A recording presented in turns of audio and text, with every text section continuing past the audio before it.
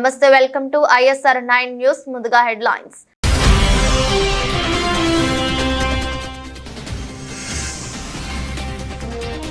సచివాలయ ప్రాంగణంలో తెలంగాణ తల్లి విగ్రహ ఏర్పాటు పనులను పరిశీలించిన ముఖ్యమంత్రి రేవంత్ రెడ్డి.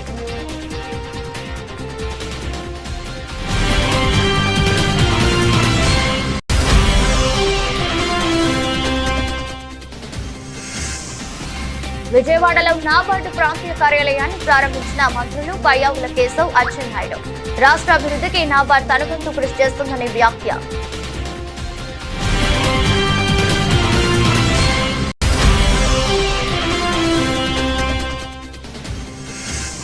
బంజారాహిల్స్ సిఐ ఫిర్యాదు మేరకు BRS MLA Kaushik Reddy arrest. కొండాపూర్లోని ఆయన నివాసంలో కౌశిక్ ని అదుపులోకి తీసుకున్న పోలీసులు.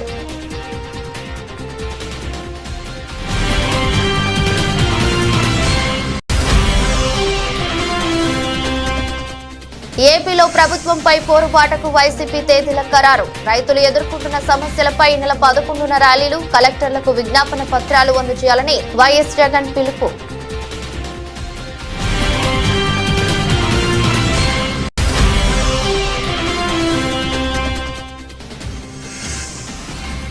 ఇందిరమ్మ ఇళ్ల మొబైల్ యాప్ ను ప్రారంభించిన సీఎం. ఇంటి నిర్మాణానికి ప్రతి పేదవాడికి 5 లక్షల చొప్పున ఆర్థిక సాయం చేస్తున్నామన్న రేవంత్ రెడ్డి.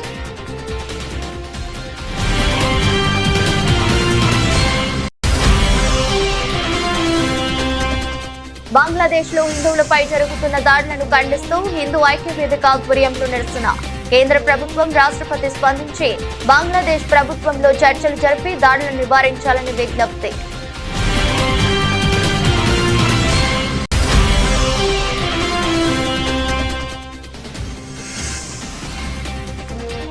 రేవంత్ రెడ్డిపై నిప్పులు చెరిగిన హరీష్ రావు. ఇది ప్రజాస్వామ్య పాలన కాదు, రాక్షస పాలన అంటూ మండిపాటు.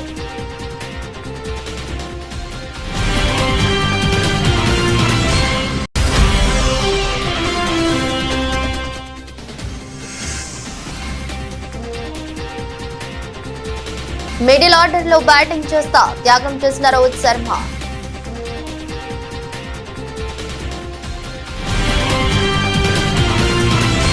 ఇందిరమ్మ ఇళ్ల మొబైల్ యాప్ ప్రారంభమైంది. గురువారం ఉదయం ఇందిరమ్మ ఇళ్ల సర్వే మొబైల్ అప్లికేషన్ ను ముఖ్యమంత్రి రేవంత్ రెడ్డి ఆవిష్కరించారు. ఈ యాప్ ద్వారా రేపటి నుంచి ఇళ్ల పథకం లబ్ధిదారుల ఎంపిక జరగనుంది.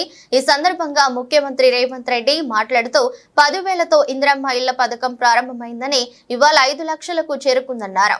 ఇంటి నిర్మాణానికి ప్రతి పేదవాడికి 5 లక్షల చొప్పున ఆర్థిక సాయం చేస్తున్నామన్నారు.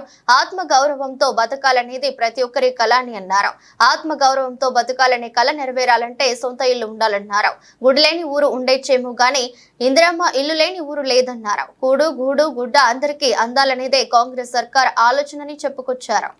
నిన్నగాక మొన్ననే వాటిని పూర్తి చేయడానికి దాదాపుగా 195 కోట్ల నిధులను వారు అసంపూర్తిగా వదిలేసిపోయిన డబుల్ బెడ్రూమ్ ఇళ్లను పూర్తి చేయడానికి కూడా 195 కోట్ల రూపాయలను మా ప్రభుత్వం విడుదల చేసింది. వారు మేమే కట్టినాం, మీరు మూసీ నదిలో పేదలకు ఇస్తూనే మేమే, మీరు అర్ధాంతరంగా అక్కడ వదిలేసి పోయినరు. 10 సంవత్సరాలు ఏ రోజు కూడా మీరు వాటి మీద దృష్టి పెట్టలాగానే మీరు చూడడానికి ఇష్టపడలేదు. కానీ మీకు కావలసిన ప్రగతి భవన్ ను 9 నెలల్లో పూర్తి చేసుకున్నారు. మీకు కావలసిన వాస్తు కోసం నిర్మించుకున్న సచివాలయం 9 సంవత్సరాలలో పూర్తి చేసుకున్నారు. మీకు కావలసిన ఫామ్ హౌస్లు, అది గజ్వేల్లో కావచ్చు, జన్వాడలో కావచ్చు, లేకపోతే మొయినాబాద్ లో కావచ్చు, వివిధ ప్రాంతాలలో 100 ఎకరాలలో ఫామ్ హౌస్లు పూర్తయిపోయినాయి.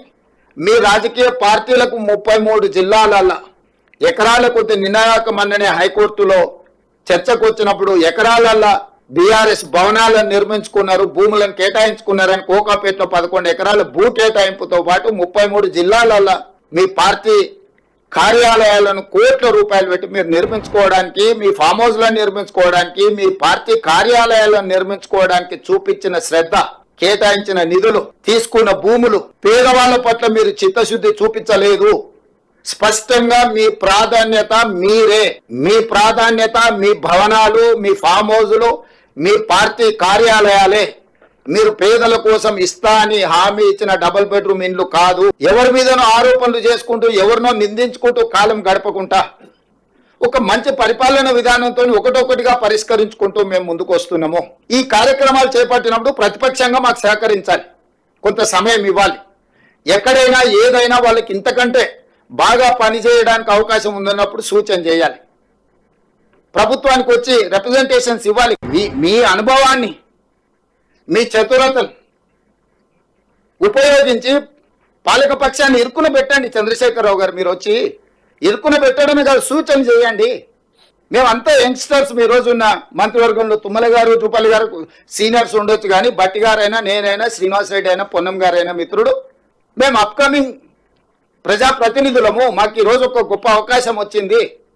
మీకంటే సీనియర్లు ఒకరిద్దరే మంత్రివర్గంలో ఉన్నారు, తుమ్మల నాగేశ్వరరావు గారు లాంటి వాళ్ళు. మీరు నిజంగానే మీ కేంద్ర మంత్రిగా, రాష్ట్ర మంత్రిగా, కేంద్ర మంత్రిగా, ముఖ్యమంత్రిగా, ఉద్యమకారుడుగా మీకు ఎంతో అనుభవం ఉందని మీరు చెప్తున్నారు కదా, అనుభవాన్ని ప్రజల కోసం ఉపయోగించండి. గ్రామీణాభివృద్ధి లక్ష్యంగా రుణ ప్రణాళిక, పర్యవేక్షణ, అభివృద్ధి మరియు వ్యవసాయ ప్రోత్సాహక కార్యక్రమాలపై ప్రత్యేక శ్రద్ధ వహించి రాష్ట్రాభివృద్ధికి నాబార్డ్ తన వంతు కృషి చేస్తుందని మంత్రి కింజరాపు అచ్చెన్నాయుడు తెలిపారు. రాష్ట్ర విభజన సమయంలోనే కేంద్ర ప్రభుత్వ సంస్థలను అమరావతికి తీసుకువచ్చేందుకు అన్ని చర్యలు తీసుకోవడం జరిగిందన్నారు. ఇప్పటి వరకు హైదరాబాద్ లో ఉన్న నాబార్డ్ ప్రాంతీయ కార్యాలయం రాష్ట్రానికి రావడం చాలా సంతోషంగా ఉందన్నారు.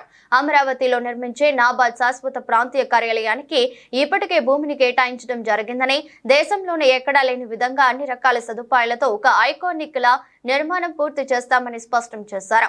ఈ మేరకు విజయవాడలోని స్టాలిన్ సెంట్రల్ కాంప్లెక్స్ లో national bank for agriculture and rural development Andhra Pradesh ప్రాంతీయ కార్యాలయాన్ని రాష్ట్ర ఆర్థిక, ప్రణాళిక, వాణిజ్య పన్నులు మరియు శాసనసభ వ్యవహారాల శాఖ మంత్రి పయ్యావుల కేశవ్, నాబార్డ్ చైర్మన్ షాజీ కేవిలతో కలిసి మంత్రి అచ్చెన్నాయుడు ప్రారంభించారు. ఈ సందర్భంగా మాట్లాడుతూ నాబార్డ్ ఆంధ్రప్రదేశ్ ప్రాంతీయ కార్యాలయాన్ని విజయవాడ నడిబొడ్డున ఏర్పాటు చేయడం శుభపరిణామమన్నారు. రాష్ట్రంలో గ్రామీణ ప్రాంతాలను అభివృద్ధి చేయడంతో పాటు అక్కడ మౌలిక సదుపాయాలు కల్పించడంలో నాబార్డు విశేష కృషి చేస్తుందన్నారు. It's a wonderful opportunity for you also to be working in Andhra Pradesh, basically, because for ages I have been seeing your NABARD building in the Mushirabad road, and I was always thinking whether they do ever move to Andhra Pradesh.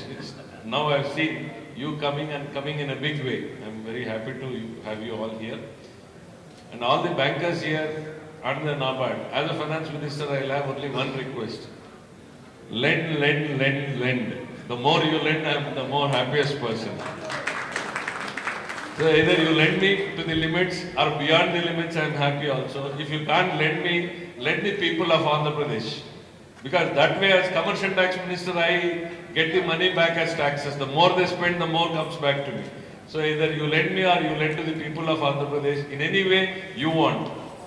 So I'm very happy the role. I mean, I remember seeing from the college days how the NABARD has initiated in a very humble beginning, thinking it's a glorified form of a rural bank when it was started. But the kind of growth it has shown in the country, it's unparalleled, probably anywhere in the world. There's no other bank which is committed to the rural segment to this extent. I don't know if correct me if I'm wrong, I don't see any parallel of which is committed to a particular segment of the society growing so big. So now it has become a banker's bank. It has RBI has become a banker's bank. It has become a government bank. It's no more a farmer's bank. It has really spread its wings in every sector, everywhere. It has come into the infrastructure. It has come into the lives of the woman. It has come into the lives of the farmer. So it has spread its wings. I'm really happy the way it has grown in the past, and I wish that it continues to grow in the same way. In the process, like he said, India is poised to grow. Take the mark. ఎందుకంటే ఆంధ్రప్రదేశ్ రాష్ట్రంలో అత్యధికంగా ఉన్నటువంటిది వ్యవసాయ అనుబంధ రంగాలు, అదేవిధంగా గ్రామీణ ప్రాంతాలు. ఈ రెండింటిని అభివృద్ధి చేయాలంటే దానిలో నాబార్డ్ అనేది ప్రధాన భూమిక పోషించవలసినటువంటి అవసరం ఉంది. పోషిస్తేనే మనం అచీవ్మెంట్ జరగడానికి, ముందుకెళ్ళడానికి ఉపయోగపడుతుంది. రాజకీయాలు మాట్లాడదలుచుకోలేదు, కానీ కొన్ని వాస్తవాలు చెప్పాలి. నేను కూడా 35 సంవత్సరాల నుంచి రాజకీయాల్లో ఉన్నాను. నాబార్డు సేవలు చాలా వరకు ఉపయోగించుకొని సమాజానికి మేలు చేసే విధంగా ఎన్నో కార్యక్రమాలు మనం చేశాం. అయితే ఈరోజు ఆంధ్రప్రదేశ్ రాష్ట్రం 64% వ్యవసాయ అనుబంధ రంగాలపైన ఆధారపడింది. దీంతో పాటుగా రాష్ట్ర జీడిపిలో కూడా 34%తో ఈ శాఖ కూడా ప్రధాన భూమిక పోషిస్తుంది. దీనన్నింటికీ మించి ఏదైతే ప్రధానమంత్రి గారు మా ముఖ్యమంత్రి గారు 2047 అని చెప్పి ఒక విజన్ డాక్యుమెంట్ రిలీజ్ చేశారు.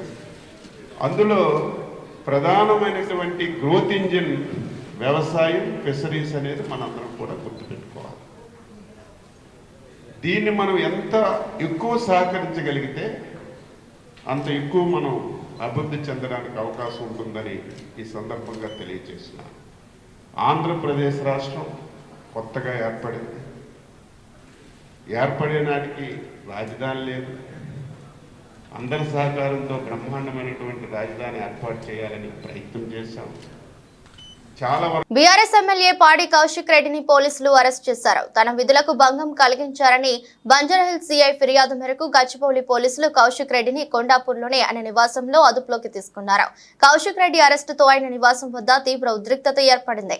ఆయనను పరామర్శించడానికి వెళ్లిన బీఆర్ఎస్ ఎమ్మెల్యేలు హరీష్ రావు, పల్లా రాజేశ్వర్ రెడ్డి, కొత్త ప్రభాకర్ రెడ్డి, మాజీ మంత్రి జగదీష్ రెడ్డి, ఎమ్మెల్సీ సంబిపూర్ రాజు, రాకేష్ రెడ్డి సహా పలువురు బీఆర్ఎస్ నేతలను పోలీసులు అడ్డుకున్నారు. దీంతో పోలీసులు బీఆర్ఎస్ నాయకులకు మధ్య వాగ్వాదం చోటు చేసుకుంది.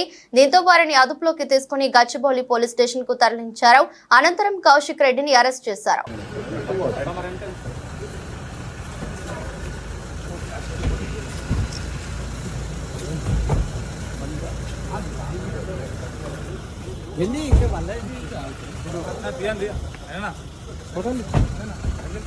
ఆంధ్రప్రదేశ్లో కూటమి ప్రభుత్వం అధికారంలోకి వచ్చిన తర్వాత ప్రజల సమస్యపై నిర్లక్ష్యం వహించడాన్ని నిరసిస్తూ వైసీపీ పోరుబాటకు సిద్ధమైంది.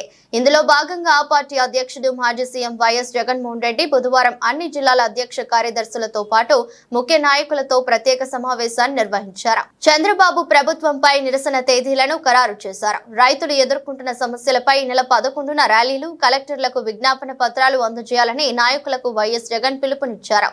ధాన్యానికి మద్దతు, ఉచిత పంటల బీమా పునరుద్ధరణ, 20,000 పెట్టుబడి సాయం, డిసెంబర్ 27న పెంచిన కరెంటు ఛార్జీలపై జనవరి 3న ఫీజు రియంబర్స్మెంట్ అంశంపై ఆందోళనలు చేపట్టాలని సూచించారు. ప్రజలు ఎదుర్కొంటా ఉన్న సమస్యల మీద, మరీ ముఖ్యంగా 3 ప్రధానమైన అంశాల మీద, రైతుల సమస్యల మీద, కరెంటు ఛార్జీల బాదుడు మీద,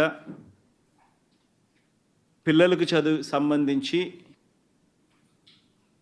ఫీజులు కట్టలేని పరిస్థితిలో ఉన్న పిల్లలు ఎదుర్కొంటా ఉన్న సమస్యల మీద, ఈ 3 అంశాల మీద వైఎస్ఆర్సీపీ డిసెంబర్ మాసంలో ఈ 3 అంశాల మీద గట్టిగా ఉద్యమ బాట పట్టే కార్యక్రమానికి శ్రీకారం చుడతా ఉన్నాం. ఇందులో భాగంగా డిసెంబర్ 11వ తారీఖున రాష్ట్ర వ్యాప్తంగా ఉన్న అన్ని కలెక్టర్ల అన్ని జిల్లాల్లోనూ రైతుల తరపున వైఎస్ఆర్సీపీ రైతులకు సంబంధించిన ప్రధానమైన అంశాలు, ధాన్యం సేకరణలో రైతన్నలకు జరుగుతూ ఉన్న అన్యాయాన్ని ప్రశ్నిస్తూ, ధాన్యం సేకరణలో కనీస పెట్టుబడి ధర ఖచ్చితంగా ప్రభుత్వం వైపు నుంచి వచ్చేట్టుగా ఒత్తిడి తీసుకొచ్చే దాంట్లో భాగంగా కనీస మద్దతు ధర రైతులకు ఖచ్చితంగా వచ్చేట్టుగా చేస్తూ, రైతులకు సంబంధించిన ఆ ప్రస్తావనతో పాటు పెట్టుబడి సహాయం కింద 20,000 రూపాయలు ఏదైతే రైతులకు ఇస్తామని చెప్పారో ఆ 20,000 రూపాయలకు సంబంధించి పెట్టుబడి సహాయం రాష్ట్ర ప్రభుత్వం, చంద్రబాబు నాయుడు గారి ప్రభుత్వం ఇవ్వని పరిస్థితుల నేపథ్యంలో దానిని కూడా గట్టిగా డిమాండ్ చేస్తూ, ఈ రెండే కాకుండా ఉచిత పంటల బీమా ఏదైతే రైతులకు ఇంతవరకు అందుతా ఉన్న పరిస్థితి ఏదైతే ఉందో రద్దు చేసిన నేపథ్యంలో ఉచిత పంటల బీమా మళ్ళీ ఖచ్చితంగా రైతులకు మళ్ళీ వర్తింప చేయాలి అనే డిమాండ్తో, ప్రధానంగా ఈ 3 డిమాండ్లతో డిసెంబర్ 11వ తారీఖున ప్రతి జిల్లాలోనూ వైఎస్ఆర్సిపి అక్కడి జిల్లా కలెక్టర్లను కార్యాలయాలకు సంబంధించి కలెక్టర్లకు రిప్రజెంటేషన్ ఇచ్చే కార్యక్రమానికి రైతులందరితో కలిసి ర్యాలీగా వెళ్ళి కలెక్టర్లకు రిప్రజెంటేషన్ ఇచ్చే కార్యక్రమం డిసెంబర్ 11వ తారీఖున వైఎస్ఆర్ కాంగ్రెస్ పార్టీ చేస్తుంది. అదేవిధంగా డిసెంబర్ 27వ తారీఖున రాష్ట్ర ప్రభుత్వం, చంద్రబాబు నాయుడు గారి ప్రభుత్వం ఏదైతే కరెంటు ఛార్జీల బాదుడు కార్యక్రమం ఏదైతే చేసిందో, ఎన్నికలప్పుడు తాను కరెంటు ఛార్జీలు తగ్గిస్తాను అని చెప్పి ప్రజలను మోసం చేస్తూ ఆయన చేసిన అనేక మోసాలలో సూపర్ 6లు, సూపర్ 7లు ఎలాగో గాలికి ఎగిరిపోయాయి. సచివాలయ ప్రాంగణంలో తెలంగాణ తల్లి విగ్రహ ఏర్పాటు పనులను గురువారం ముఖ్యమంత్రి రేవంత్ రెడ్డి పరిశీలించారు. అక్కడ పనులను ఆయన పర్యవేక్షించారు. ఆయన వెంట డిప్యూటీ సీఎం బట్టి Vikramarka, PCC president Mahesh Goud, MLA Danam Nagender, సంబంధిత శాఖ అధికారులు తదితరులు ఉన్నారు. కొండాపూర్లోని బీఆర్ఎస్ ఎమ్మెల్యే పాడి కౌశిక్ రెడ్డిని పరామర్శించడానికి సిద్దిపేట ఎమ్మెల్యే హరీష్ రావు కొండాపూర్లోని కౌశిక్ రెడ్డి నివాసానికి వెళ్లారు. ఈ క్రమంలో అప్పటికే అక్కడ భారీగా మోహరించిన గచ్చిబౌలి పోలీసులు హరీష్ రావును అడ్డుకున్నారు. హరీష్ రావును అదుపులోకి తీసుకున్న పోలీసుల బలవంతంగా కారులో ఎక్కించి గచ్చిబౌలి పోలీస్ స్టేషన్ కు తరలించారు. సీఎం రేవంత్ రెడ్డిపై మాజీ మంత్రి సిద్దిపేట ఎమ్మెల్యే హరీష్ రావు నిప్పులు చెరిగారు. ఇది ప్రజాస్వామ్య పాలన కాదు, రాక్షసన పాలన అని ధ్వజమెత్తారు. ఇందిరమ్మ రాజ్యమా, ఎమర్జెన్సీ పాలన అని నిలదీశారు హరీష్ రావు. ఫోన్ ట్యాపింగ్ చేశారంటూ ఫిర్యాదు చేసేందుకు పోలీస్ స్టేషన్ కు వెళ్తే ఎమ్మెల్యే కౌశిక్ రెడ్డిపై ఉల్టా కేసు బనాయించారని ఆగ్రహం వ్యక్తం చేశారు. ఈ దుర్మార్గాన్ని ప్రశ్నిస్తే తనపై బీఆర్ఎస్ నాయకులపై దుర్మార్గంగా ప్రవర్తించారని, అక్రమ అరెస్టు చేసి పోలీస్ స్టేషన్ కు తరలిస్తున్నారని రేవంత్ రెడ్డిపై హరీష్ రావు నిప్పులు చెరిగారు.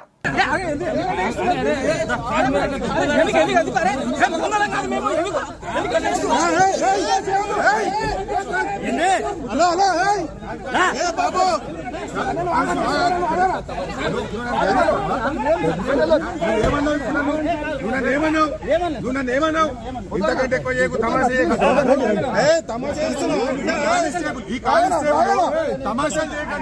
ఇంతకంటే ఎక్కువ కానిస్టేబుల్ నేను బెదిరిస్తున్నాను.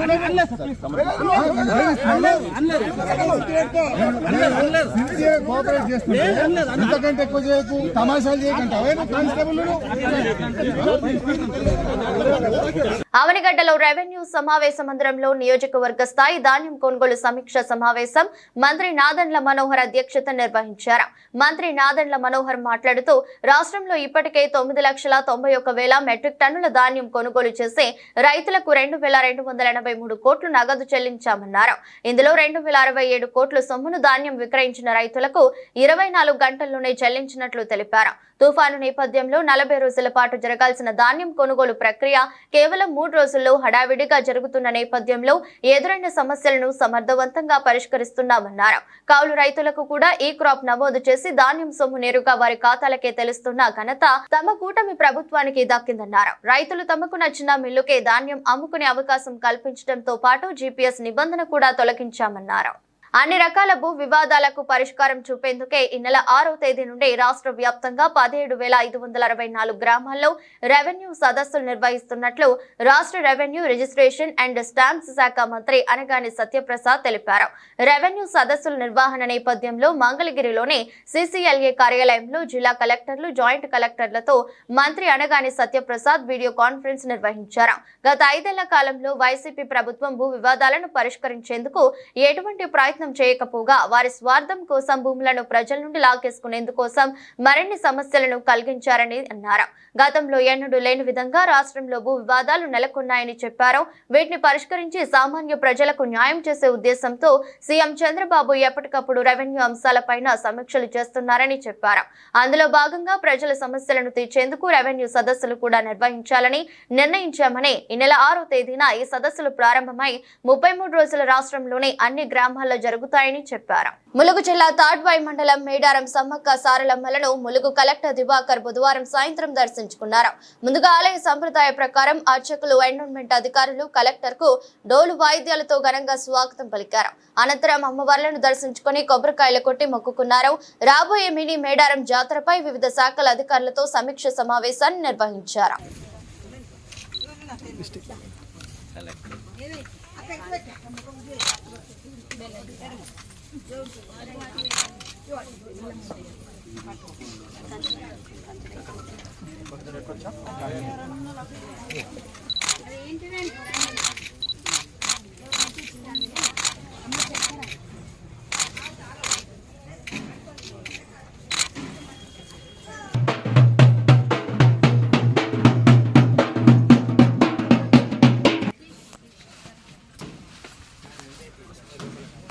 కేంద్ర పర్యాటక సాంస్కృతిక శాఖ ఆధ్వర్యంలో తుమ్మలపల్లి క్షేత్రంలో కృష్ణవేణి సంగీత నీరాజనం కార్యక్రమం ఈ నెల 6 నుంచి 3 రోజుల పాటు నిర్వహించనున్నట్లు రాష్ట్ర పర్యాటక శాఖ మంత్రి కందుల దుర్గేష్ తెలిపారు.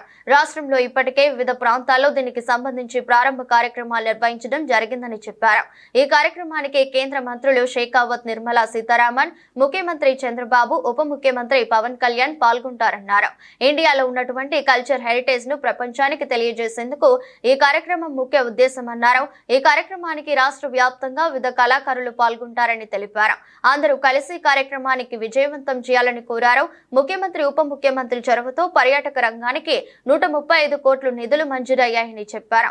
రాబోయే రోజుల్లో రాష్ట్రాన్ని పర్యాటక కేంద్రంగా అభివృద్ధి చేస్తామని వివరించారు.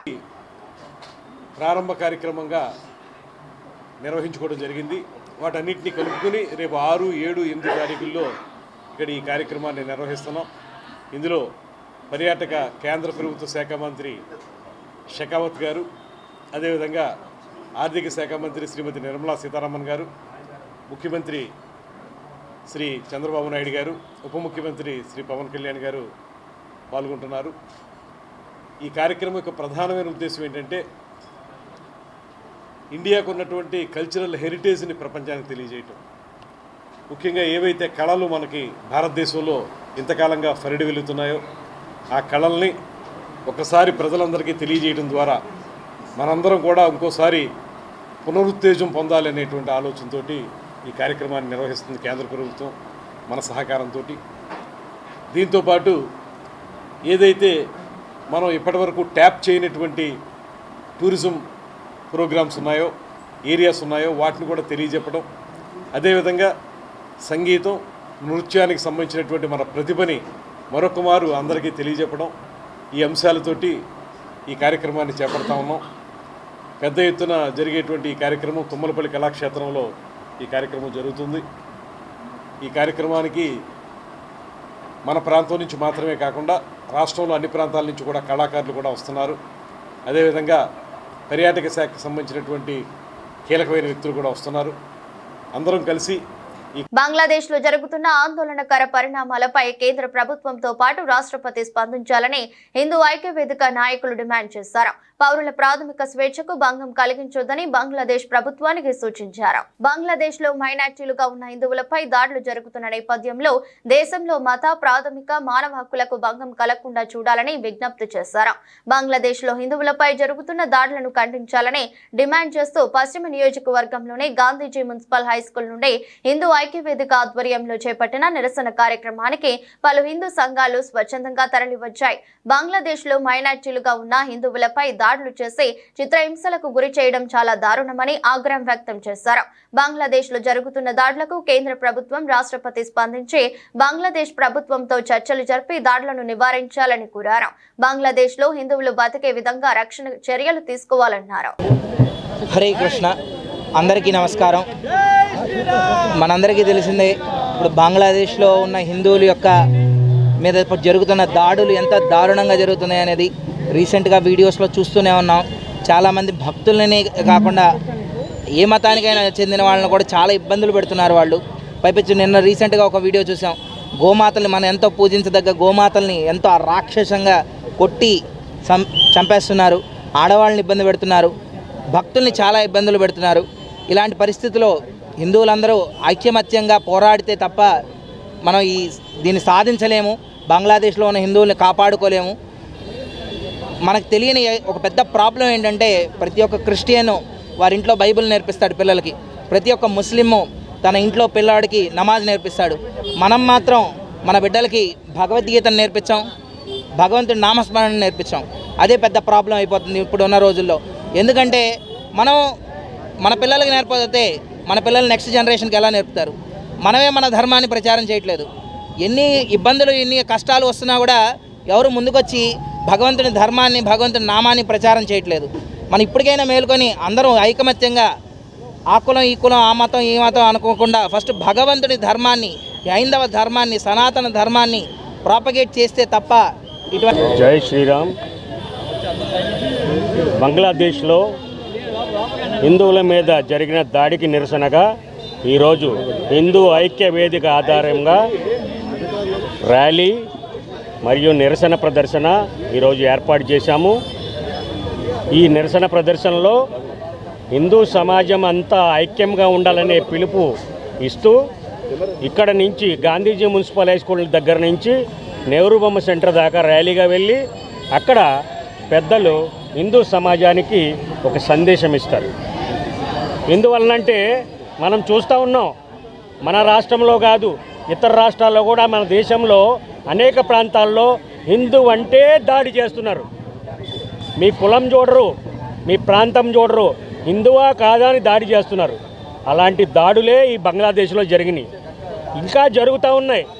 ఎంత మనం చూస్తూ కూడా మన ఐకమత్యం లేకపోతే రాబోయే రోజుల్లో మన పరిస్థితి కూడా అలాగే ఉంటుంది. అందువలన హిందూ సమాజానికి ఏం చెప్తున్నామంటే మనం ఐక్యంగా ఉందాం. వారం రోజులకో 2 రోజులకో 3 రోజులకో ఒకసారి కలుద్దాం, ఒక చోట కలుద్దాం, ఐకమత్యం చూపిద్దాం. అప్పుడే మనమంటే ఇతర సమాజాలకి కాస్త గౌరవం ఉంటుంది, భయము భక్తి ఉంటుంది. అందువలన హిందూ సమాజము ఐక్యంగా ఉండాలని కోరుకుంటూ జై శ్రీరామ్, జై శ్రీరామ్.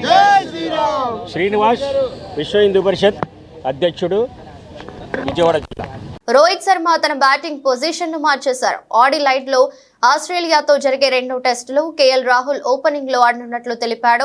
పెర్త్ టెస్టులో ఓపెనింగ్ లో ఆడిన రాహుల్ 26-77 రన్స్ స్కోర్ చేశాడు. సెకండ్ ఇన్నింగ్స్ లో జైస్వాల్ తో కలిసి 201 పరుగుల భాగస్వామ్యాన్ని నెలకొల్పాడు. ఆ టెస్టులో ఇండియా 295 రన్స్ తేడాతో నెగ్గిన విషయం తెలిసిందే. పెర్త్ టెస్టుకు రోహిత్ శర్మ గైర్హాజరు కావడంతో జైస్వాల్ తో కలిసి రాహుల్ ఇన్నింగ్స్ ఓపెన్ చేశాడు. ఇవాళ మీడియాతో మాట్లాడిన కెప్టెన్ రోహిత్ ఈ విషయంపై క్లారిటీ ఇచ్చాడు. కేఎల్ రాహుల్ ఇన్నింగ్స్ ను ఓపెన్ చేస్తాడని, మిడిల్ ఆర్డర్ లో తాను ఆడనున్నట్లు చెప్పాడు. ఆ పొజిషన్ లో ఆడడం తనకు ఈజీ కాదు అని, కానీ జట్టు మంచి కోసం తన పొజిషన్ ను త్యాగం చేయాల్సి వచ్చిందని రోహిత్ తెలిపాడు. కుమారుడు పుట్టడంతో రోహిత్ శర్మ తొలి టెస్టుకు దూరం అయ్యాడు. ఆ బ్రేక్ నుంచి వచ్చిన అతను రేపటి నుంచి జరిగే టెస్టులు ఆడనున్నారు. వార్తలు ముగించే ముందు మరోసారి హెడ్లైన్స్.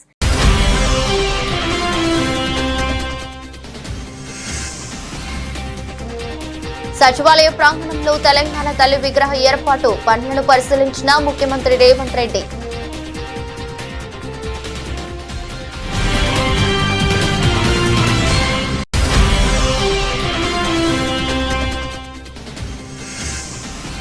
విజయవాడలో నాబార్డు ప్రాంతీయ కార్యాలయాన్ని ప్రారంభించిన మంత్రులు పయ్యావుల కేశవ్, అచ్చెన్నాయుడు. రాష్ట్ర అభివృద్ధికి నాబార్డు తనవంతు కృషి చేస్తుందని వ్యాఖ్య.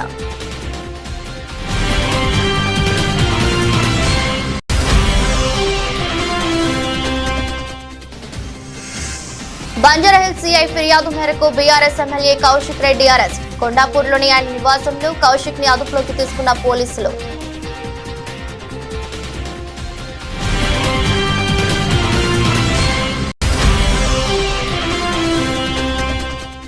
ఏపీలో ప్రభుత్వంపై పోరుబాటకు వైసీపీ తేదీల ఖరారు. రైతులు ఎదుర్కొంటున్న సమస్యలపై ఈ నెల 11న ర్యాలీలు, కలెక్టర్లకు విజ్ఞాపన పత్రాలు అందజేయాలని వైఎస్ జగన్ పిలుపు.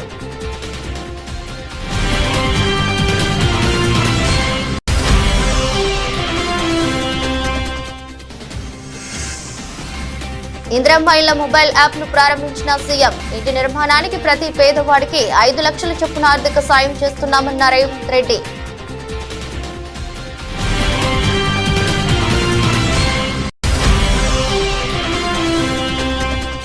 బంగ్లాదేశ్ లో హిందువులపై జరుగుతున్న దాడులను ఖండిస్తూ హిందూ ఐక్య వేదిక ఆధ్వర్యంలో నిరసన. కేంద్ర ప్రభుత్వం రాష్ట్రపతి స్పందించి బంగ్లాదేశ్ ప్రభుత్వంలో చర్చలు జరిపి దాడులను నివారించాలని విజ్ఞప్తి.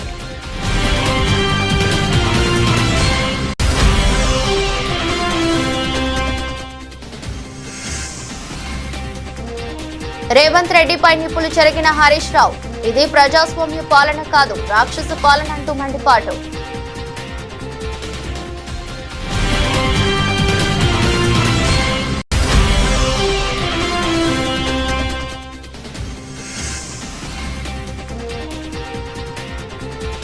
మిడిల్ ఆర్డర్ లో బ్యాటింగ్ చేస్తా త్యాగం చేసిన రోహిత్ శర్మ.